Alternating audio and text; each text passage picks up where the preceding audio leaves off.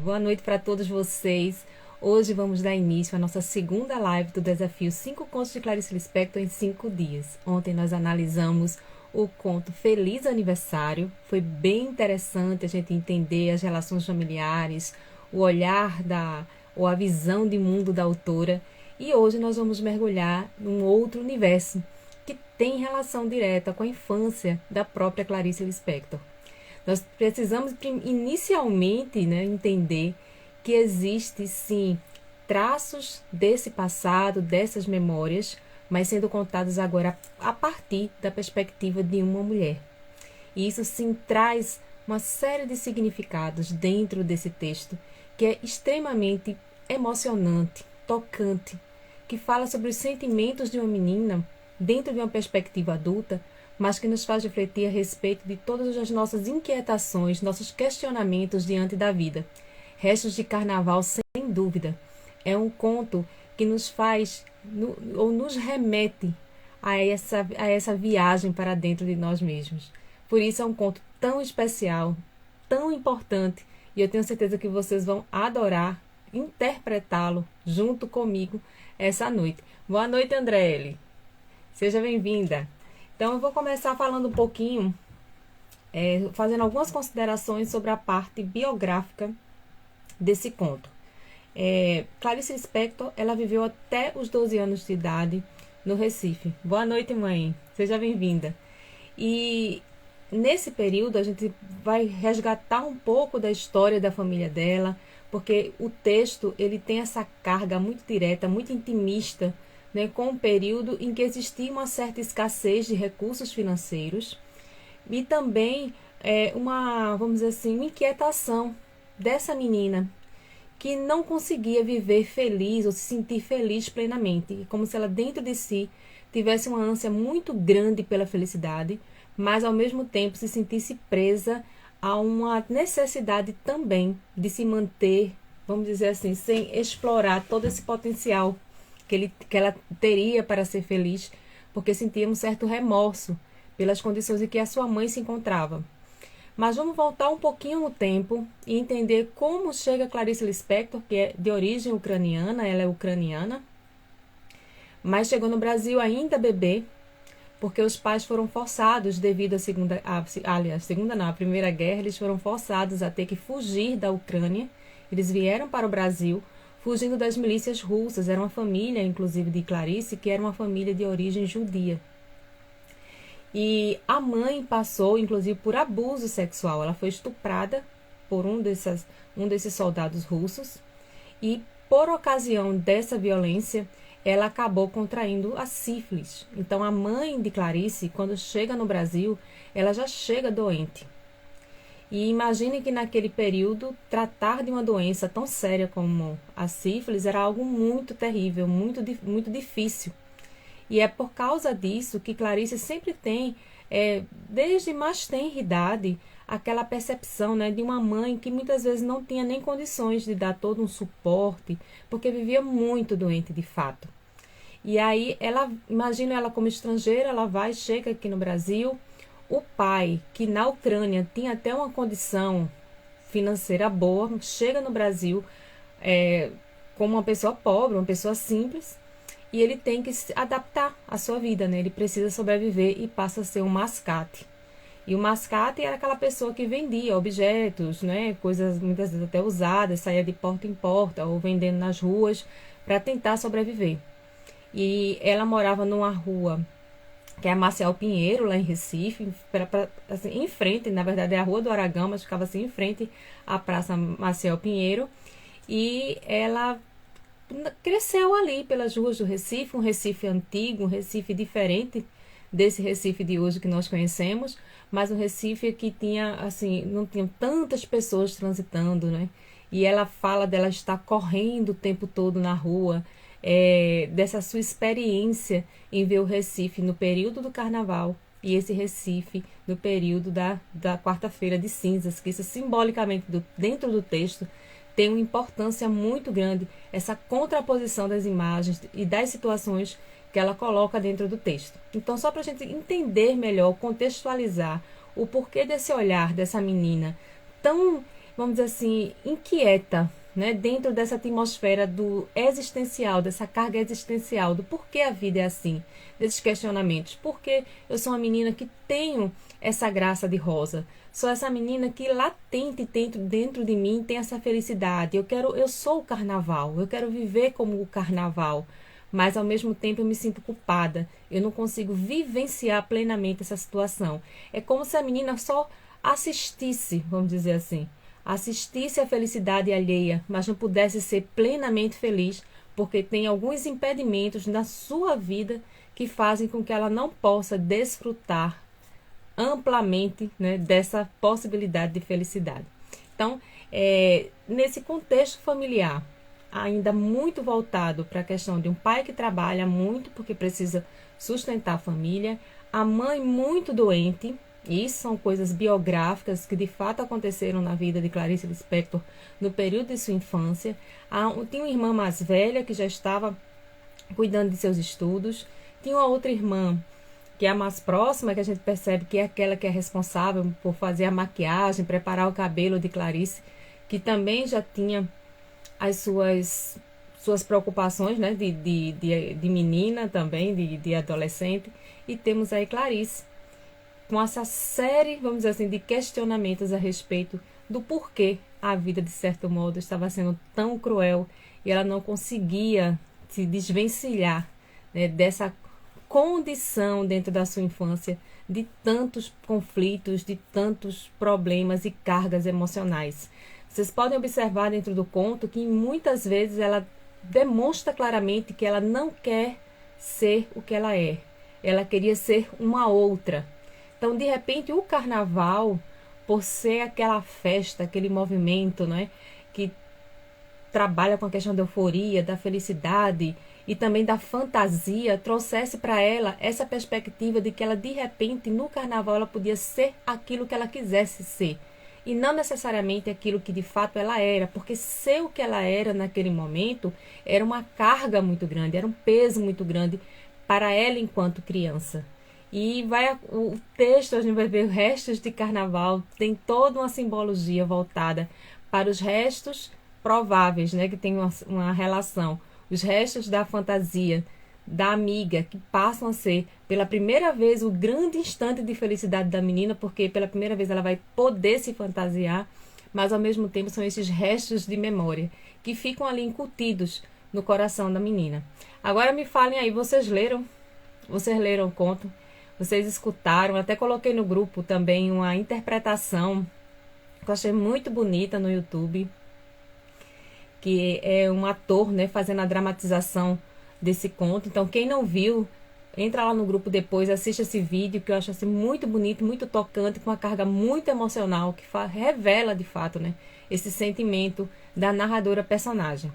Então, vamos começar agora falando também que esse conto ele faz parte da coletânea de contos de Clarice Lispector, que se chama Felicidade Clandestina, foi publicada em 1971.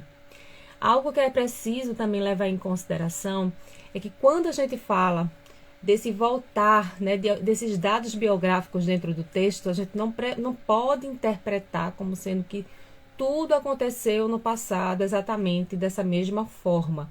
Quando eu conto algo que aconteceu há muito tempo na minha vida, eu faço aquilo que a gente chama de adição de memória, né? Eu vou me recordando de algumas coisas, outras que o tempo vai apagando, eu vou editando, eu vou refazendo com base nesse meu novo olhar.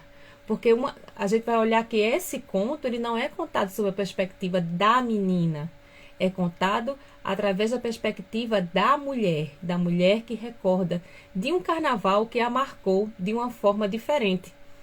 Boa noite, Bruna, seja bem-vinda. Que a marcou de uma forma diferente. Então, a gente vai observar que isso muda muito, sim, também.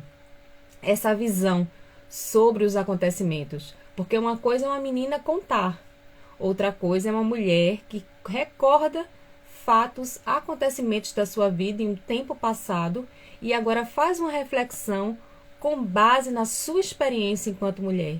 até muitas vezes refletindo sobre o que ela sentiu, como ela se sentiu, por que se sentiu dessa forma. Os textos de Clarice Lispector normalmente nos fazem mergulhar dentro de nós mesmos. Por isso, muitas pessoas, de certo modo, acham que é um texto mais denso, mais difícil de ser compreendido. Mas, na verdade, é porque você precisa se desconectar, né, dessa realidade totalmente, vamos dizer assim, em que a gente toca, em que a gente se prende, para experienciar esse refletir sobre si. Porque é justamente através de situações banais, que aparentemente não vão mudar nada, né, na vida daquele indivíduo, que de repente ele para pensar sobre a sua própria existência, sobre os seus próprios sentimentos. E por isso é muito comum a gente encontrar esse estado epifânico, porque dessa questão da epifania, que é muito constante na obra de Clarice. Por quê? Porque você mergulha dentro de si e é como se você se conectasse de maneira sensorial com o ambiente que está ao seu redor. E isso acontece em muitos textos de Clarice Lispector. É um olhar diferenciado, é um estilo diferenciado, mas a gente precisa entender que, embora existam esses traços biográficos dentro do conto, ainda assim a gente está diante de um texto escrito, elaborado por uma escritora que não só iria contar o fato pelo fato, mas precisava também estar preocupada com a estética e a linguagem do texto. Então, quando a gente fala do texto ficcional, né, claro, ele tem aqui elementos reais, mas elementos também organizados e estruturados com base na experiência de uma escritora que quer contar da melhor forma, mas também quer envolver esse leitor com essa história criada e recriada, editada através das suas memórias, ok? Então, para a gente deixar bem claro aqui como se organiza essa parte biográfica, né, tão carregada, né, dessa questão existencial dentro do conto Restos de Carnaval. Então, vamos começar aqui. Eu vou ler um pouquinho. A gente já percebe que a menina tem 8 anos. Durante o texto, depois a gente percebe, quando ela fala como é que 2 meninas de 8 anos, a gente percebe a idade da menina aqui. Mas a gente sabe que é a narradora adulta que recorda desse momento da sua infância, porque esse carnaval teria marcado tanto a vida dessa menina. Então o texto inicia da seguinte forma: não deste último carnaval, mas não sei porque este me transportou para a minha infância e para as quartas-feiras de cinzas nas ruas mortas, onde esvoaçavam despoços de serpentina e confete. Uma ou outra beata com um véu cobrindo a cabeça e a igreja, atravessando a rua tão extremamente vazia que se segue ao carnaval. Até que viesse o outro ano, e quando a festa ia se aproximando, como explicar a agitação íntima que me tomava? Como, enfim, o mundo se abrisse de botão que era em grande rosa escarlate. Como se as ruas e praças do Recife, enfim, explicassem para que tinham sido feitas. Como se vozes humanas, enfim, cantassem a capacidade de prazer que era secreta em mim. Carnaval era meu.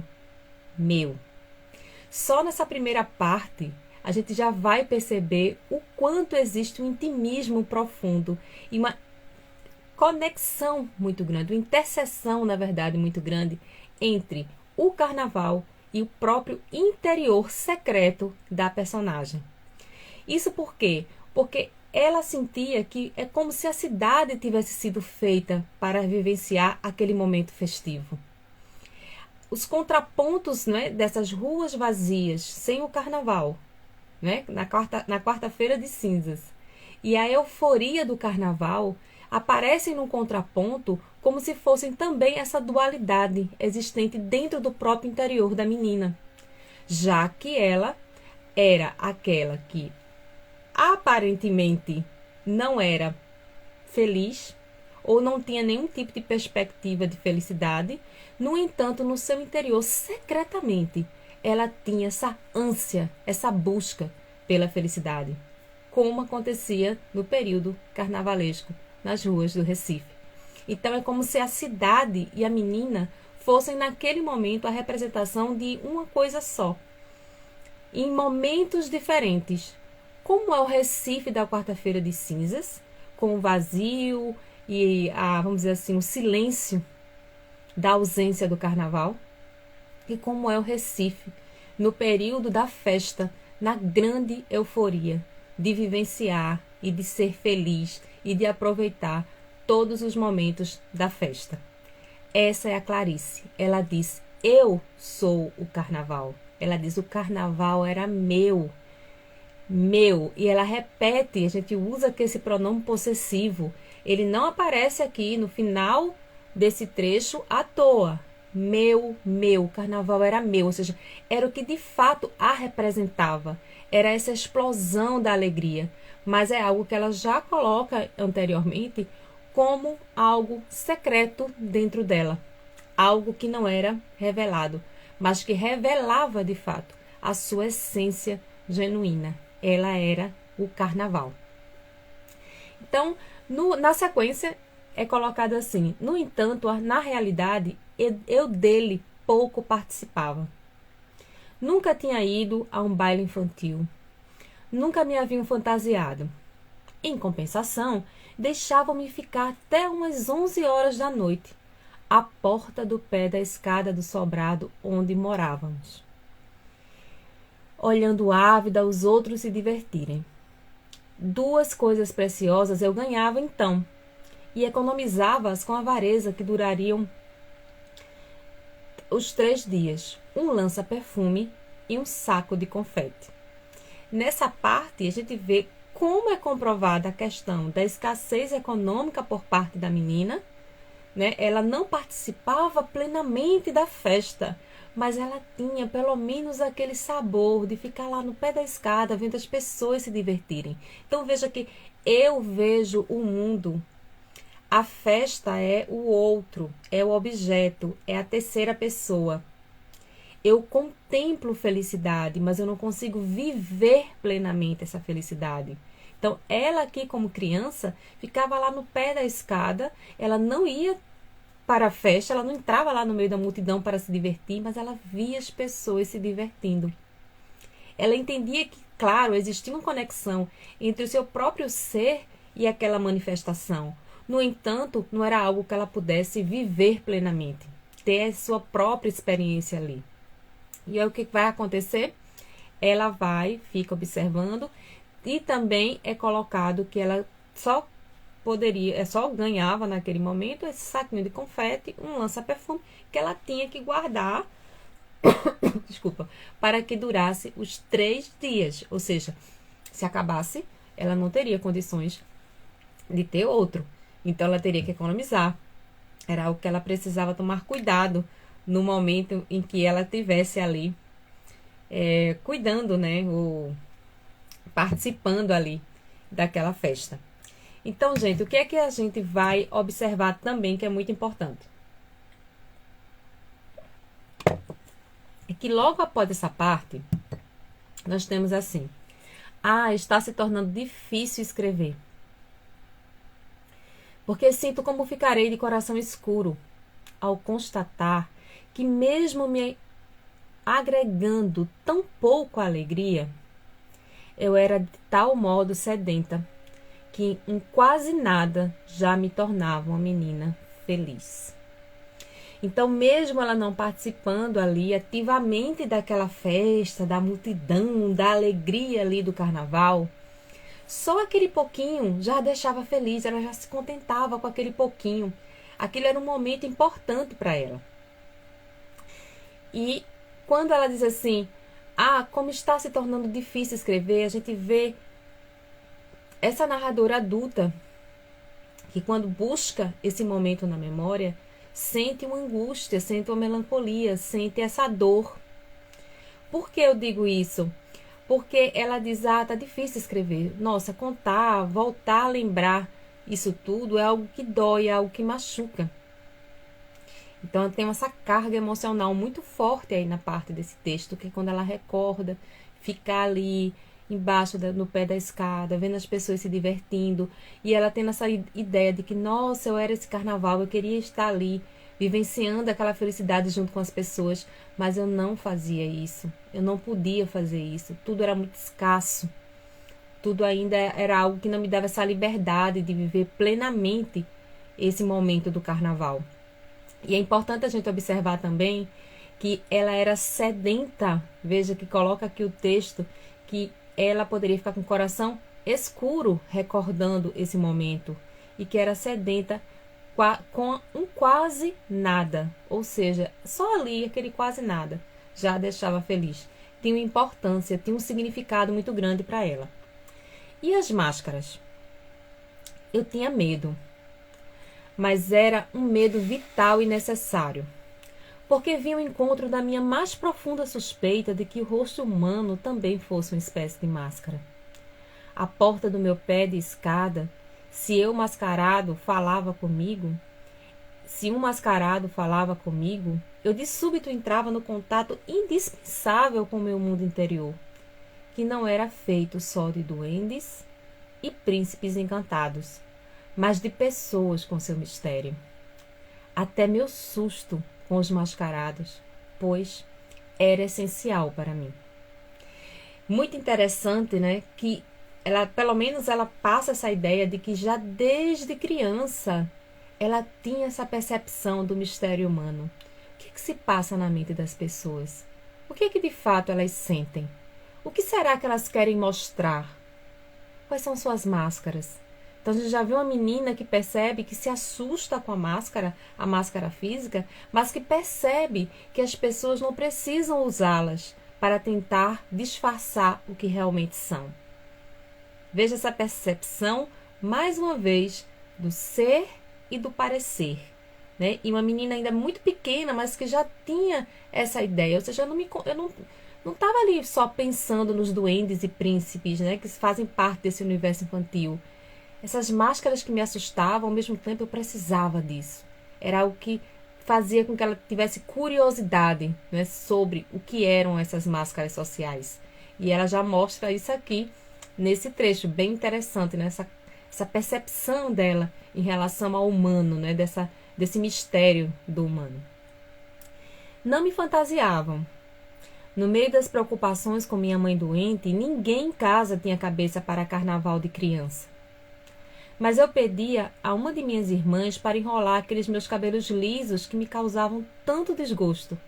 E tinha então a vaidade de possuir cabelos frisados pelo menos durante 3 dias por ano. Nesses 3 dias, ainda, a minha irmã acedia ao meu sonho intenso de ser uma moça. Eu mal podia esperar pela saída de uma infância vulnerável e pintava minha boca de batom bem forte, passando também ruge nas minhas faces. Então eu me sentia bonita e feminina. Eu escapava da meninice. Isso é muito recorrente no texto, essa ideia de escapar da meninice. Boa noite, Iliana. Seja bem-vinda. Desse escapar da meninice. É muito constante. Por quê? Porque ela não queria ser ela. Ela queria escapar o mais rápido possível daquela condição de ser criança. Ser criança para ela, dentro daquele momento da mãe doente, da escassez financeira, não era algo que ela se sentisse feliz, que ela queria. Boa noite. E ela queria vivenciar plenamente. Então, o que é que acontece? É nesse momento que ela diz que ela não se fantasiava. Mas a única coisa que ela conseguia nessa festa, além dos confetes, do lança-perfume, que ela precisava guardar, né, ou seja, economizar durante os 3 dias de festa, era que essa irmã enrolava os cabelos. Ela não queria ter os cabelos lisos, ela queria ter os cabelos cacheados. E pelo menos 3 dias ela ficava do jeito como ela gostaria de ser. E fala dessa maquiagem. E nesse momento aqui, essa maquiagem também representa esse desejo da menina em querer ser mais feminina, de querer ser mulher. Ela não queria mais ser aquela menina, aquela criança. Ela queria ser uma mulher, ela queria despontar, ela queria desabrochar. Né? Como o carnaval é citado inicialmente, não é como a questão da rosa escarlate, do desabrochar. A menina é o carnaval era dela, ela também quer vivenciar essa experiência do desabrochar, de ser reconhecida, de ser vista como ela gostaria de ser, daquilo que realmente correspondia ao seu sentimento, que era secreto, era velado. Existiam impedimentos dentro da sua família impedimentos em termos de não conseguir ou poder expressar plenamente a sua alegria de menina por causa das circunstâncias da doença da mãe. Então era tudo muito travado, né? E ela queria essa liberdade para ser feliz. Era algo que vivia preso ali, sufocando essa menina. Eu quero ser mulher, melhor para mim é crescer logo, é ser mulher, né? É poder ter uma outra vida, porque ela sabia que a meninice, ser criança, aprendia esses fatores. E de repente, ser uma moça, ser uma mulher, daria a ela a possibilidade de viver plenamente como ela gostaria de viver e de ser. Boa noite, Adriana, seja bem-vinda. Então, o que a gente vai observando? Ela coloca aqui, pintava minha boca de batom forte. Boa noite, Sala da Dúvida. Eu me sentia bonita e feminina, eu escapava da meninice. Essa parte aqui, ela é muito importante porque simboliza justamente esse desejo, esse anseio por ser diferente daquilo que ela era no momento enquanto menina.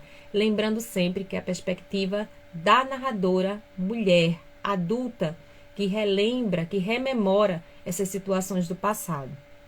Na continuação, nós vamos ter o seguinte: mas houve um carnaval diferente dos outros.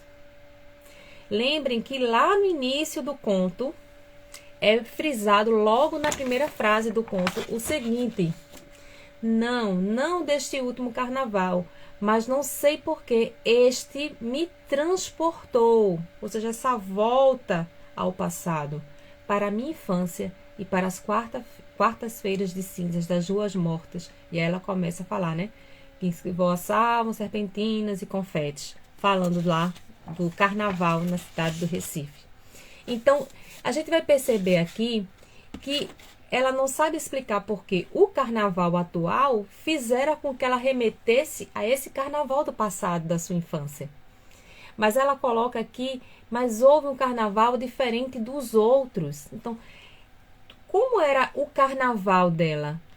Ali, olhando as pessoas se divertirem, só vendo os outros sendo felizes, mas que ela não conseguia manifestar ou tinha dentro de si uma felicidade secreta que não poderia ser, vamos dizer assim, compartilhada, né, visualizada pelos outros. O máximo que ela conseguia eram esses confetes, esse lança-perfume, que precisava economizar os 3 dias. Ela tinha maquiagem e tinha o cabelo, mas ela nunca havia se fantasiado. A gente já tem essas informações que já foram passadas até chegar esse momento em que ela diz que houve um carnaval diferente dos outros. Então, o que tem de especial nesse carnaval? Por que esse carnaval é tão importante? Que a fez recordar depois de tantos anos. E aí é lançado para nós, enquanto leitores, algo que nos faz ficar curiosos. Nossa, a gente já começa com um conto que tem o título Restos de Carnaval. Restos de Carnaval? Por quê? O que tem esse carnaval? Porque ela fala tanto dessa ligação que ela tem com a festa, desses questionamentos a respeito dela. É muito existencial, né? São muitos questionamentos para uma menina de 8 anos, suas percepções em relação às máscaras, em relação às pessoas, em relação a ela própria. Mas o que é que nos revela esse carnaval que a impactou de tal forma que ela passou tanto tempo e depois recorda dele de uma maneira tão carregada de emoção? Então, na continuação tem assim: tão milagroso que eu não conseguia acreditar que tanto me fosse dado. Lembra que antes ela tinha dito que se contentava com pouco? Ela se contentava com um pouco de ver a festa. Se contentava com um pouco de receber só aquelas prendinhas ali para brincar, né, de uma maneira muito discreta, o carnaval. E que, inclusive, ela já tinha dito que se acostumava a receber quase nada. Ela tinha essa sede de felicidade, mas só aquele pouquinho já a deixava feliz. Veja na sua organização, na sua linha psicológica, como é importante essa frase dentro do conto, quando ela diz agora: tão milagroso que eu não conseguia acreditar que tanto me fosse dado. Gente, o que é esse tanto que essa menina que se contentava com pouco, que ficava feliz com poucas coisas, teria recebido nesse carnaval que a marcou profundamente? E aí ela vai dizer o seguinte: eu que já aprendera a pedir pouco. Boa noite, Ellen. Seja bem-vinda. Eu que já aprendera a pedir pouco. Isso eu acho muito importante a gente falar um pouco sobre essa frase e, inclusive, fazer uma autorreflexão. Muitas vezes, pelas circunstâncias que nós vivemos, nós vamos nos moldando a aceitar pouco. A gente não consegue vislumbrar uma possibilidade de ter mais do que aquilo que nós temos hoje, porque achamos que é muito impossível, porque as nossas vidas, de repente, só nos apresentaram as coisas dessa forma. As circunstâncias da vida de uma menina que quer ser feliz, quer viver plenamente, mas vive amargurada porque tem uma mãe doente e ela se sente remorso até de ser feliz. Que queria viver aquela festa na sua plenitude, mas não pode viver isso. Ela havia se acostumado, tão pequena, 8 anos, a receber muito pouco, a se contentar com as migalhas que a vida lhe oferecera. E é interessante essa frase, porque quando ela aprendeu a pedir pouco, ou seja, uma coisa é a gente se acostumar a receber pouco, outra coisa é a gente já aprender a pedir pouco. Tem muita diferença nisso. Porque quando você aprende a receber, você não se movimenta. E quando você aprende a não pedir, é porque você já nem acredita ou não tem esperança que é capaz de mudar aquela sua realidade. E essa situação banal, entre aspas, tão constante nas narrativas de Clarice Lispector, elas são grandiosas. Grandiosas na mudança de perspectiva que elas causam nos seus personagens. Então a gente tem essa menina que diz, olha, eu aprendi a pedir pouco, mas o que é que acontece nesse carnaval que vai impactar, vai dar uma sacudida na vida dessa menina, que a vida não é só essa coisa ruim que se repete, e a gente tem que se acomodar, a gente tem que se acostumar, que a gente não tem nem a capacidade de pedir mais, porque não tem saída. Nós vemos aqui uma menina de 8 anos, que tem, numa situação específica, dentro de uma festa de carnaval, um despertar para uma possibilidade diferente de uma perspectiva, vamos dizer assim, jamais desesperançosa da vida. E a gente pode refletir e colocar isso para as nossas vidas também. Será que nós, tal qual a menina de 8 anos, até essa fase, né, desse de revelar, desse momento do carnaval, que é um milagre, né, que é a salvação dela, não, de alguma forma também já não estamos só aprendendo a nos conformar ou aprendendo a nem pedir mais do que aquilo que nós temos hoje? Veja que reflexão essa passagem aqui traz sobre, claro, né, a vivência da menina, da personagem, mas que a gente pode trazer para as nossas próprias vidas, né? Esse despertar da menina pode ser o nosso despertar a qualquer momento de nossas vidas, quando algo nos impacta e nos sacode, né, nos faz ver outras possibilidades, outras perspectivas. Então, aqui também tem o seguinte, gente, depois que ele coloca assim, tão milagroso que eu não conseguia acreditar que tanto me fosse dado. Eu que já aprendera a pedir pouco, é que a mãe de uma amiga minha resolvera fantasiar a filha, e o nome da fantasia era No Figurino Rosa. Para isso, comprara folhas e folhas de papel crepom cor-de-rosa, com as quais, suponho, a pretendia imitar as pétalas de uma flor. Boquiaberta, eu assistia pouco a pouco a fantasia tomando forma e se criando, embora de pétalas e de papel crepom nem de longe lembrasse. Eu pensava seriamente que era uma das fantasias mais belas que jamais vira. Então você vê essa coisa, nossa, olha a fantasia da minha amiga sendo feita, né? Aí a gente observa que nem parecia de fato, né, ser uma flor, né, ser essa rosa, mas aquilo era belo, aquilo era o diferente, era um encanto para ela. Então era algo que realmente chamou a atenção. Veja que nesse momento só contemplar. Veja que a gente está desde o início do conto aqui, a menina na contemplação da felicidade dos outros. Ela não vivenciava a felicidade. Ela queria ser ou queria vivenciar, mas ela só observa. Mais uma vez a gente tem aqui ela de novo o quê? Observando. Ela está observando a fantasia da amiga. E só essa observação já a deixava em êxtase, né? Naquela felicidade intensa ali, de achar com encantamento aquela fantasia mais bela do mundo. Foi quando aconteceu, por simples acaso, o inesperado. Sobrou papel crepom, e muito. E a mãe de minha amiga, talvez atendendo a meu apelo mudo, ao meu mudo desespero de inveja, ou talvez por pura bondade, já que sobrara papel, resolveu fazer para mim também uma fantasia de rosa, com o que restara de material. Naquele carnaval, pois, pela primeira vez na vida, eu teria o que sempre quisera. Ia ser outra que não eu mesma. Veja que interessante. Então, com essa sobra, que é algo milagroso, que é algo inesperado, ela finalmente vai se fantasiar. Finalmente ela vai ser aquilo que ela sempre quis ser. Outra. Ela não queria ser ela queria ser outra. Ela queria ter a fantasia. Ela queria ser ali no meio daquela festa aquilo que ela queria ser e não que propriamente ela era em si. E depois, na continuação, ela está aí muito feliz. Imagina o impacto dessa menina que nunca teve uma fantasia. Boa noite, Nininho, Valdineia.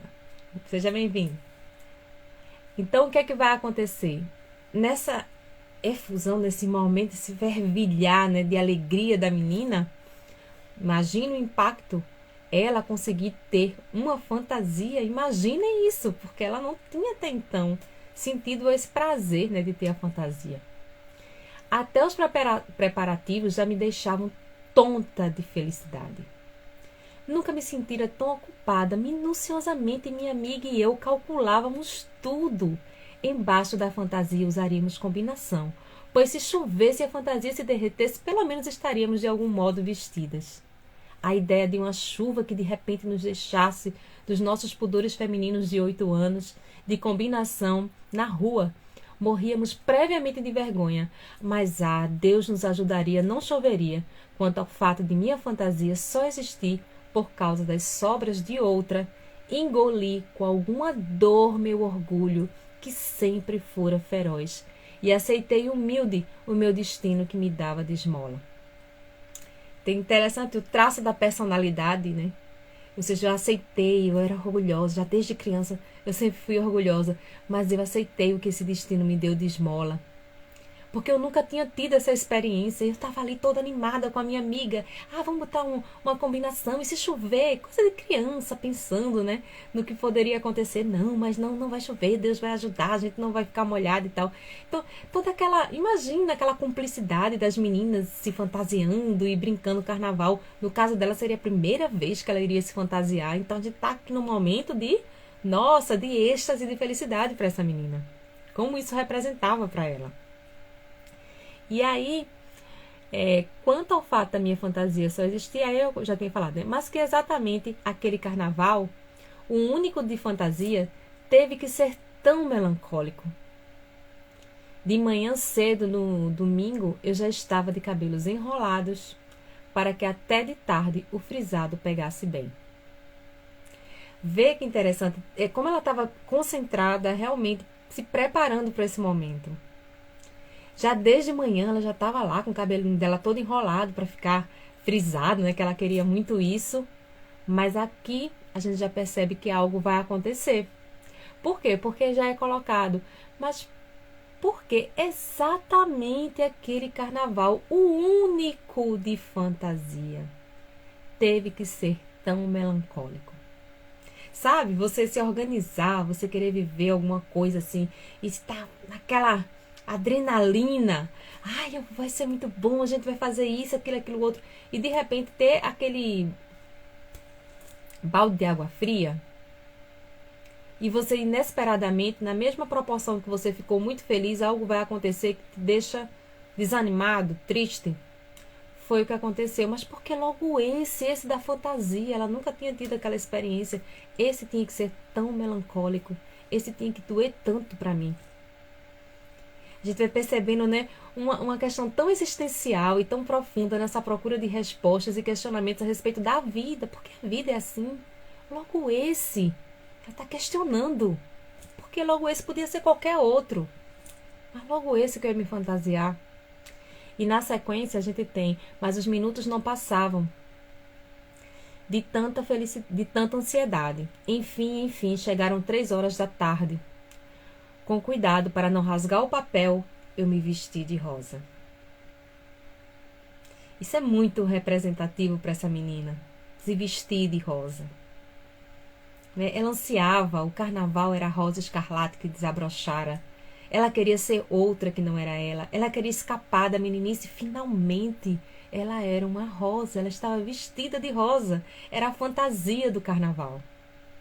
Então, se a gente somar toda a expectativa, né, toda uma exuberância desse momento de felicidade para essa menina, era a primeira vez em que ela realmente iria ser o que ela queria ser. Era o primeiro momento em que ela poderia ser feliz e não só contemplar a felicidade alheia. Muitas coisas que me aconteceram tão piores que estas, eu já perdoei. No entanto, essa não posso sequer entender agora. O jogo de dados de um destino é irracional? É impiedoso. Quando eu estava vestida de papel crepom, todo armado, ainda com os cabelos enrolados e ainda sem batom e ruge, minha mãe, de súbito, piorou muito de saúde. Um alvoroço repentino se criou em casa e mandaram me comprar depressa um remédio na farmácia. Fui correndo vestida de rosa, mas o rosto ainda nu não tinha a máscara de rosa que cobriria minha tão exposta vida infantil. Fui correndo, perplexa, atônita, entre serpentinas, confetes e gritos de carnaval. A alegria dos outros me espantava. Então, a menina está lá naquele momento, já, vamos dizer assim, nos 45 do segundo tempo para fazer o gol. E acontece isso, de súbito a mãe piora, pedem para que ela, ainda sem a maquiagem, você tem, simbolicamente isso representa para a menina muita coisa, porque na verdade a maquiagem era a sua máscara. Era o que iria fazer de fato com que, além da fantasia, ela fosse essa outra, ela fosse a rosa que ela queria ser.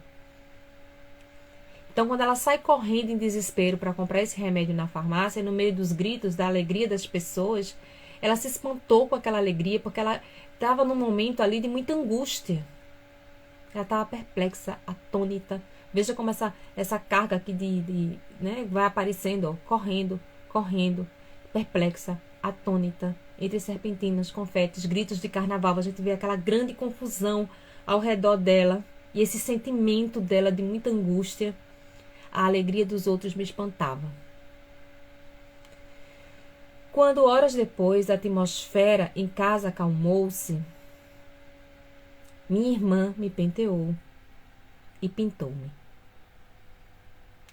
Veja, ela estava desde as 3, desde a manhã do domingo, cabelo frisado. Veja toda a expectativa que ela tinha para sair. A mãe de súbito fica mal. Ela vai correndo para a farmácia, retorna. Horas depois, quando as coisas se acalmaram e que a irmã vai fazer a maquiagem dela e organizar o cabelo dela. Mas alguma coisa tinha morrido em mim. E como nas histórias que eu havia lido sobre fadas que me encantavam, aliás, que encantavam e desencantavam pessoas, eu fora desencantada. Boa noite, Aline, seja bem-vinda. Eu fora desencantada. Não era mais uma rosa, era de novo uma simples menina. Desci até a rua e ali de pé eu não era uma flor. Era um palhaço pensativo de lábios encarnados. na minha fome de sentir êxtase, às vezes começava a ficar alegre, mas com remorso. Lembrava-me do estado grave de minha mãe e, de novo, eu morria. Gente, isso aqui é tão triste, tão profundo. Ela estava tão alegre, seria a primeira vez que ela ia se fantasiar. Ela tinha combinado, ela tinha feito tantas expectativas. Não à toa a narradora faz essa pergunta sobre a própria existência, sobre o mundo. Seria o destino irracional? Ela responde, é impiedoso. Esse destino não teve piedade de mim quando criança. Quando naquela minha expectativa de viver, de ser feliz naquele momento, acontece algo inesperado, de súbito, e aquele momento em que eu tive que correr para pegar o remédio, horas depois me fazem a maquiagem, mas algo dentro de mim tinha morrido. É quando você de repente quer demais uma coisa e algo ruim acontece, e aí já não é mais daquele mesmo jeito. Ela já não era mais aquela menina naquela expectativa anterior. E mesmo aqui ela disse que, mesmo quando ela queria ser feliz, já que estava maquiada, organizada já para participar da festa, ela lembrava da mãe. E de novo ela diz que morria. Veja como essa situação da mãe dela foi muito pesada para ela, né, como criança. Passar por essa situação, se sentir tão mal. Ela queria ser feliz, mas ela ficava triste quando pensava que é como se ela tivesse sendo egoísta. Como eu posso ser feliz com a minha mãe sofrendo, doente desse jeito? Passando por essa situação. Só horas depois é que veio a salvação. E aí aqui o conto, gente, assim, já está no último parágrafo do conto, eu acho muito interessante. Por quê? Porque isso explica, inclusive, também a vertente, uma das vertentes do conto. Isso, Adriana, perdeu o encanto. E a Aline, é como se existisse uma culpa por querer ser feliz. Exatamente, Aline. E é muito ruim isso, não é? Quando você... É como se você dissesse assim, nossa, eu não tenho direito. É como se você não se sentisse no direito de ser feliz. Porque as coisas que estão ao seu redor, elas estão determinando que você deveria ser triste. E por isso esse questionamento. Por que essa vida tão impiedosa, esse destino tão impiedoso, que não me dá esse direito de ser outra? De vivenciar, pelo menos essas, como ela mesma coloca aqui no texto, essas esmolas que me foram dadas, né? Que é, no caso destino, ela nunca imaginou que haveriam aquelas sobras de papel crepom e que ela pudesse de fato ter uma fantasia. Então a vida apresentando que ela podia ter mais, ao mesmo tempo tirando dela o que ela recebia. Então não é tanta incongruência, né, desses altos e baixos, que de fato fazem com que isso vá minando essa capacidade que ela tem de acreditar que de fato pode ser feliz. A gente está falando aqui de uma mulher, né, que é a narradora, lembrando da sua condição enquanto criança, claro que com muito mais experiência, né, de vida e de maturidade, para entender o que de fato ela sentiu naquele momento. Já com refinamento, porque é muito provável que a criança Clarice, né, de anos atrás, sequer tenha tido tanta profundidade nessas percepções. Mas que a adulta narradora, sim, reflete e reconhece o que de fato ela sentira. Então, quando ele chega aqui no final, ele diz só horas depois é que veio a salvação. Essa palavra é muito forte e muito importante aqui no conto. E se depressa agarrei-me a ela, é porque tanto precisava me salvar. Um menino de uns 12 anos, o que para mim significava um rapaz, esse menino muito bonito parou diante de mim e numa mistura de carinho, grossura, brincadeira e sensualidade, cobriu meus cabelos já lisos de confete. Por um instante ficamos nos defrontando, sorrindo, sem falar. E eu então, mulherzinha de 8 anos, Considerei pelo resto da noite que, enfim, alguém me havia reconhecido. Eu era, sim, uma rosa. Gente, esse conto eu acho ele lindo. Não sei se vocês gostaram também, mas ele é lindo. Essa última cena aqui, que é a salvação da menina, ela é colocada num instante também inesperado. Mais uma vez a vida, né, com essas armadilhas. Nesse instante inesperado, quando aparece esse menino do nada e a salva. A salva de uma condição de desesperança. E a gente vai observando que ele fica olhando para ela, sorrindo sem falar, os dois se entreolham. E é interessante que naquele momento ela se sentiu conectada. Ela se sentiu reconhecida como que de fato ela era. Eu era uma rosa, eu era isso, gente, eu era o carnaval, eu era essa rosa que desabrochava, marcando uma nova fase da vida dela. Então, esse conto aqui, ele faz a gente refletir sobre como esses altos e baixos de nossas vidas, não só da menina, mas de qualquer pessoa no mundo, tanto pode fazer você acreditar que pode mais, como também pode te abater e te fazer muitas vezes questionar por que a vida ela é tão complicada, por que as coisas não acontecem da forma como você gostaria que fosse, porque você é aquela pessoa que contempla a felicidade dos outros, porque existe tanta necessidade dentro de você de ser feliz, mas você não consegue plenamente colocar isso em prática. Quando de repente você é arrebatado por algo inesperado, que te faz acreditar que sim, é possível, que sim, em algum momento, em alguma circunstância, você será reconhecida como você gostaria de ser, pelo que de fato você é. Então tem uma relação aqui também de muita identidade. A Adriana botou a alegria dela nesse instante, tão inesquecível momento. Sim, porque ela disse que pela primeira vez ela foi reconhecida como rosa que ela é.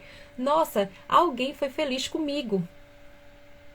Alguém viveu esse momento de felicidade, da brincadeira, de jogar o confete. Era uma coisa inocente. Mas alguém criou esse elo de felicidade. Alguém me reconheceu. Olha, tem alguém ali que é feliz, que tem essa felicidade lá dentro, secreta, mas que existe, que tem essa ânsia de felicidade. Então essa conexão entre os dois fez com que ela entendesse que ela de fato era rosa e havia sido reconhecida como tal.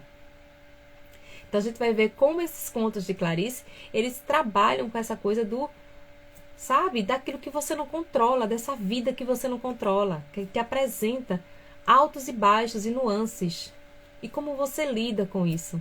Como você estabelece seus questionamentos a respeito disso? Entendo aqui que a salvação, esse carnaval se torna marcante justamente por isso.